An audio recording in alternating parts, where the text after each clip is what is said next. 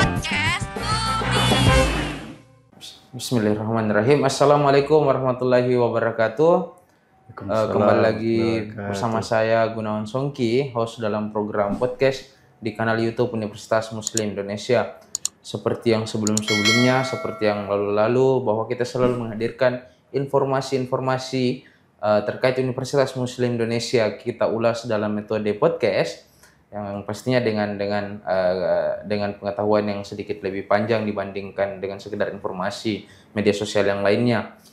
Nah, agenda internasionalisasi Universitas Muslim Indonesia menjadi salah satu program prioritas saat ini untuk Universitas Muslim Indonesia, sehingga UMI kemudian melakukan beberapa agenda-agenda internasional. Salah satunya adalah membangun kerjasama internasional. Dari kerjasama itu kemudian menghasilkan beberapa program bersama. Salah satunya adalah riset bersama. Nah, terbaru pimpinan Universitas Muslim Indonesia mengunjungi negara Belanda, salah satu negara dengan pendidikan terkemuka di Eropa, tepatnya di perguruan tinggi bernama Utrecht University dan Leiden University. Nah, untuk lebih jelasnya kita telah menghadirkan Wakil Rektor 5 bidang promosi dan kerjasama yang juga beliau mewakili pimpinan UMI untuk mengunjungi Utrecht University dan Leiden University. Nah, kita langsung saja sapa. Assalamualaikum, Prof. Waalaikumsalam warahmatullahi wabarakatuh. Apa kabar hari ini, Prof? Baik. Ini masih kelihatan agak capek setelah berhari-hari di luar negeri. Nah, ini bukan sekedar kerja-kerja mudah, ini kerja-kerja yang cukup berat untuk membangun jejaring internasional demi kepentingan Universitas Muslim Indonesia. Nah, langsung saja, Prof. Kabarnya kemarin kita salah satu peserta yang mengunjungi Belanda, tepatnya di Utrecht University dan Leiden University. Yeah. Nah, kalau boleh tahu itu agenda utamanya, Prof.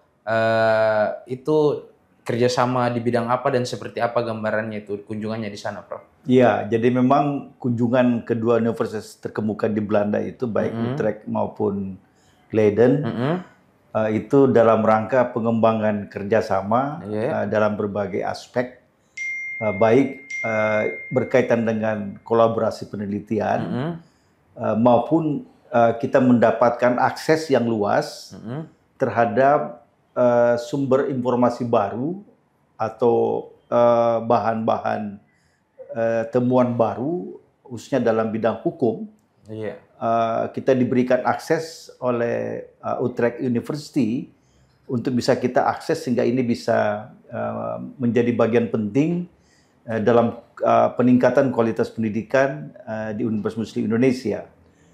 Kemudian kalau dengan Leiden, sama-sama kita tahu bahwa Leiden itu menyimpan berbagai macam manuskrip dan kepustakaan tentang Indonesia, termasuk yang terlengkap itu ada di Leiden University.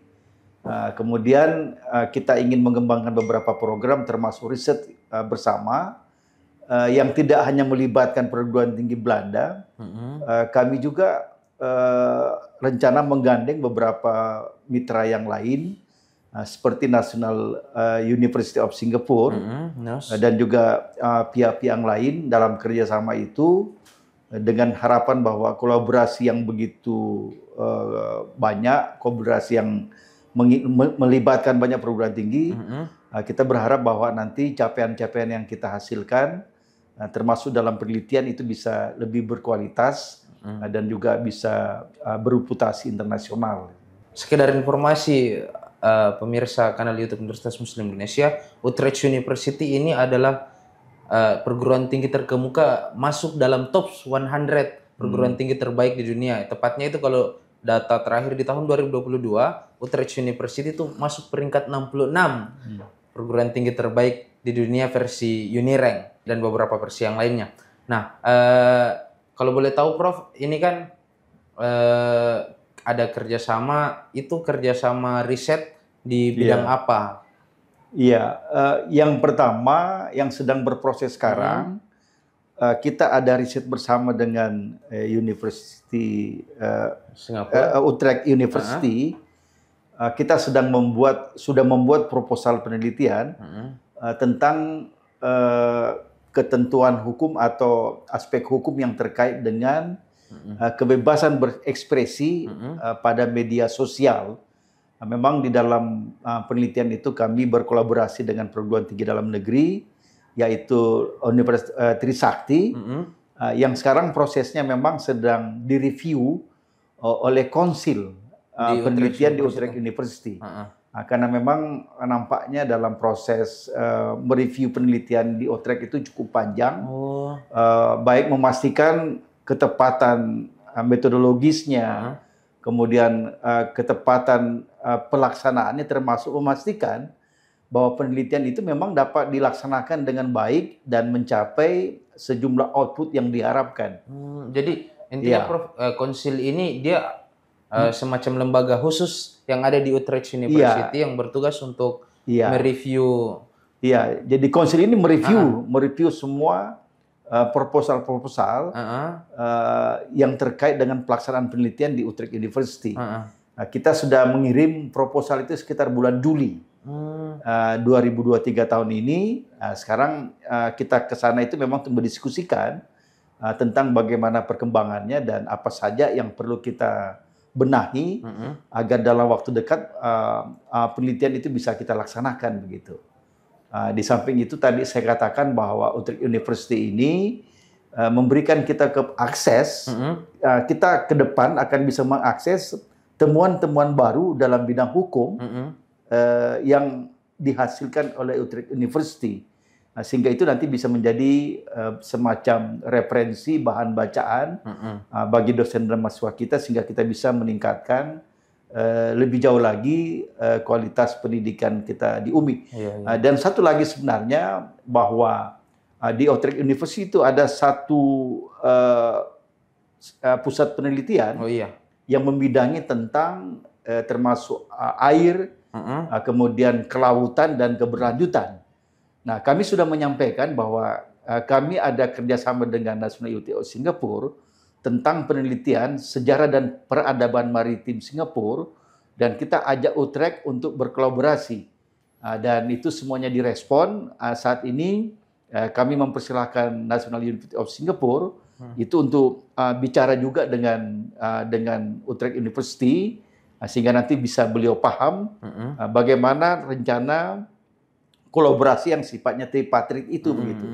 Bahkan kami juga menawarkan bahwa tahun depan di Surabaya ada sebuah kongres internasional tentang maritim, di mana itu digawangi oleh National University of Singapore.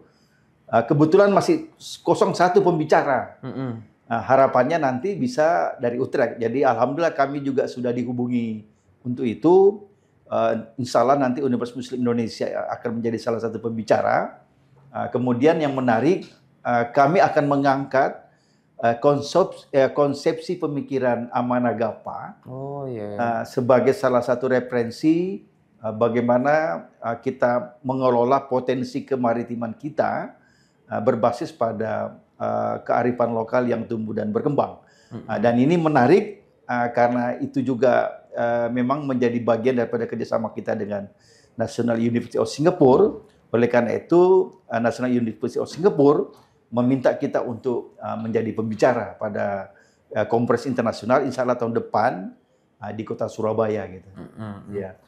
Sejauh ini peluang untuk terrealisasi program riset bersama kerjasama ini, Prof, menurut kita, menurut Prof sendiri, besar peluangnya atau seperti apa kira-kira? Iya, kalau kami optimis gitu ya, karena kalau berbicara tentang tadi riset bersama dengan Utrecht, kemudian juga kita melibatkan National University of Singapore, dua-duanya ini adalah perguruan tinggi dengan kategori QS 100 ranking gitu ya. Top 100. Iya, sehingga ini memang dua perguruan tinggi yang punya reputasi luar biasa, dan dengan itu kami yakin dengan melibatkan kedua universitas itu, kami sangat yakin bahwa tidak hanya penelitian itu berjalan dengan baik, tapi kami yakin nanti akan temuan-temuannya banyak yang hal-hal yang tentu menarik dan juga bereputasi internasional gitu. Iya. Kalau dengan Leiden University sendiri, Prof, itu seperti apa? Menarik Leiden sebenarnya. Leiden itu kami tawarkan konsep, topik tentang reformat konsep demokrasi Indonesia atau memformat ulang konsep demokrasi Indonesia.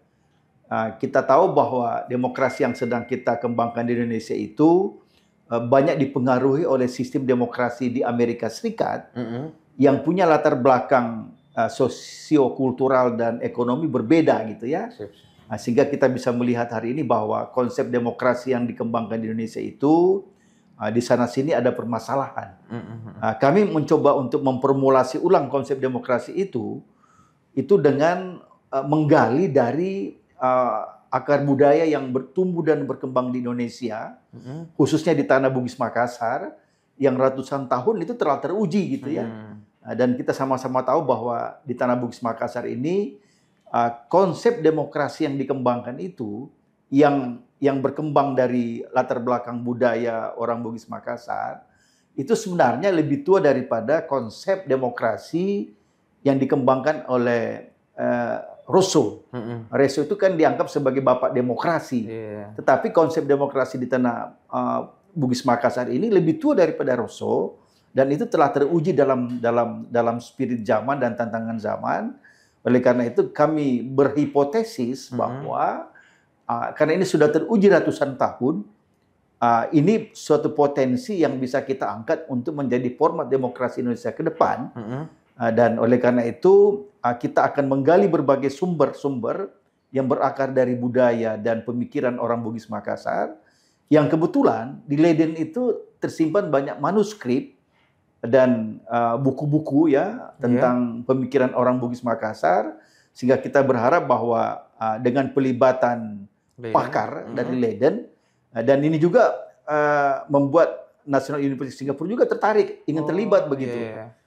Dengan dukungan para pakar dan dukungan referensi yang banyak, apakah itu nanti manuskrip, buku, jurnal, kami yakin bahwa kita akan punya sejumlah pakar dalam bidang itu. Kemudian kita punya banyak referensi tentang itu. Oleh karena itu kami optimis bahwa kalau itu dilakukan, hasilnya nanti akan menghasilkan suatu format baru demokrasi di Indonesia yang kami berharap itu memang sesuai dengan alam pikiran dan sosial kultur orang Bugis Makassar atau Indonesia pada umumnya, sehingga ini bisa menjadi sebuah konsep demokrasi yang bisa kita kembangkan ke depan. Gitu. Nah, ini gambaran secara teknisnya itu kira-kira seperti apa, Prof? Maksudnya gambaran teknisnya itu nanti dengan Leiden nanti lakukan apa, UMI lakukan apa, National University of Singapore lakukan apa, itu gambaran teknisnya itu kira-kira seperti apa nantinya ini, Prof? Jadi kami akan segera menyusun proposalnya atau term of reference-nya atau TOR-nya. Kemudian nanti di situ akan diatur semuanya, tapi yang jelas bahwa nanti kami menyiapkan konsepnya seperti apa, kemudian nanti melibatkan pakar dari Leiden University dan juga dari National University of Singapore untuk menggali konsepsi demokrasi itu dengan melibatkan para pakar. Kemudian dari Leiden juga kita berharap kita bisa mendapatkan akses untuk bisa mendapatkan sumber-sumber referensi, baik itu manuskrip, buku-buku, tentang bagaimana alam pikiran orang Bugis Makassar, sehingga dia bisa eksis di mana-mana. Dan kita tahu bahwa orang Bugis Makassar ini tidak hanya berkiprah dan sukses di Indonesia, tapi juga sampai ke luar negeri. Nah, kalau kita lihat kenapa mereka sukses, karena itu mampu mengakomodasi pikiran-pikiran, termasuk pikiran masyarakat lokal, dan di situ ada prinsip-prinsip demokrasi. Dan itu kita berharap bahwa itu menjadi bacaan, referensi, menjadi konsep yang kemudian nanti kita akan elaborasi menjadi konsep utuh tentang bagaimana demokrasi yang terbaik untuk di Indonesia begitu. Terakhir nih, Prof. Nah, ini kan sudah kerjasama Universitas Muslim Indonesia sudah merambah Iya. ke Asia Tenggara, Iya. itu seperti Malaysia, Singapura, Brunei, Thailand, itu Iya. berapa. Nah, di wilayah Asia yang lainnya seperti Jepang ada Shimane University kemarin. Nah, ini di Eropa ada Belanda, dan kabar terbarunya juga itu rencana di Prancis juga akan difasilitasi untuk membangun kerjasama. Nah, ini kalau untuk di wilayah-wilayah, mungkin ada rujukan di wilayah Amerika, benua Amerika ini kira-kira ada rencananya nanti ke depannya ini, Prof? Ada. Jadi yang sekarang juga sedang kita proses itu kerjasama dengan New York University.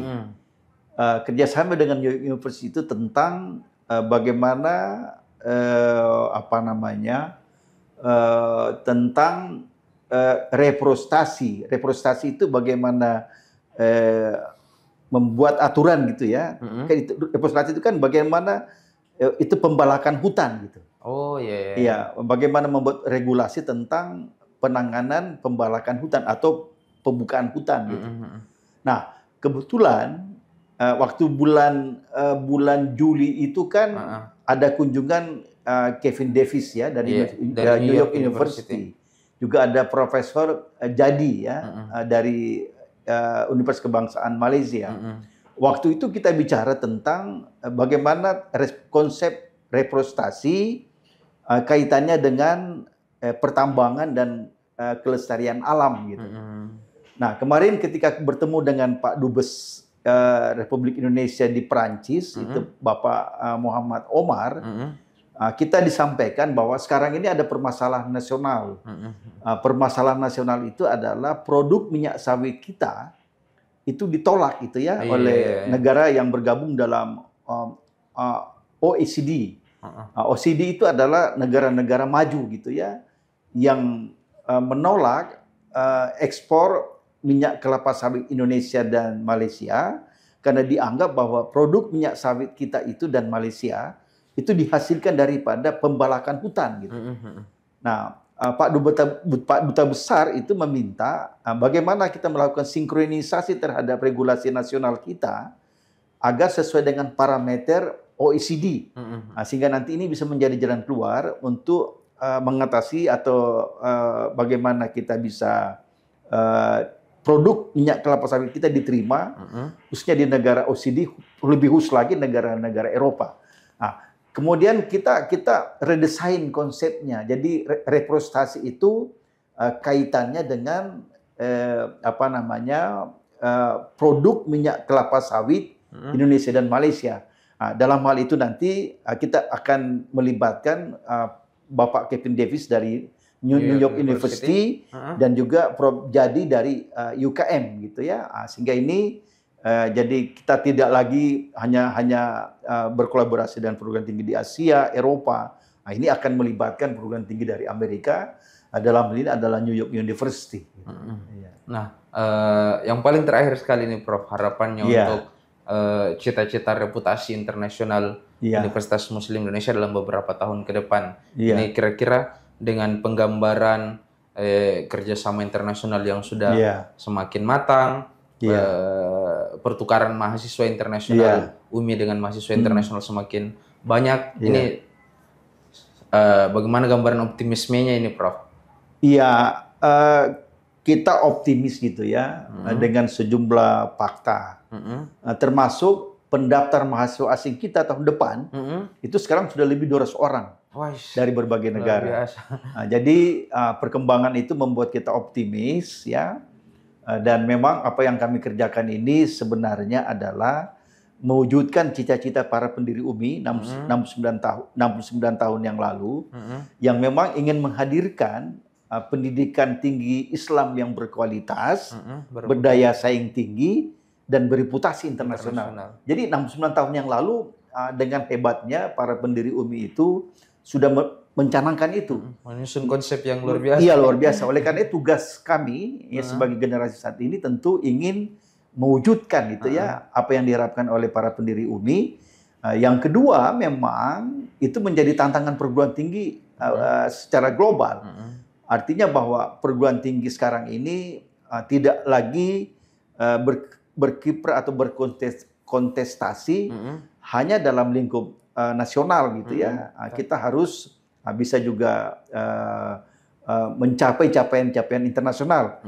Karena setelah UMI mendapatkan akreditasi unggul, itu akreditasi secara nasional, maka kita harus meloncat lebih tinggi lagi, yaitu mencapai reputasi internasional atau akreditasi internasional.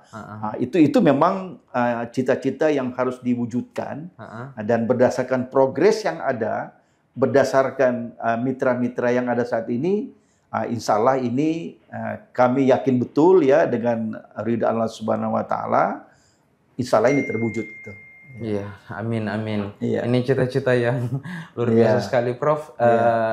Sebenarnya masih banyak yang kita ingin ulik pada hari ini, tapi karena kita dibatasi oleh waktu, Prof. Terima kasih banyak atas waktunya. Sehat-sehat selalu, karena cukup berat tugas sebagai wakil rektor yang membidangi untuk bidang kerjasama seperti ini.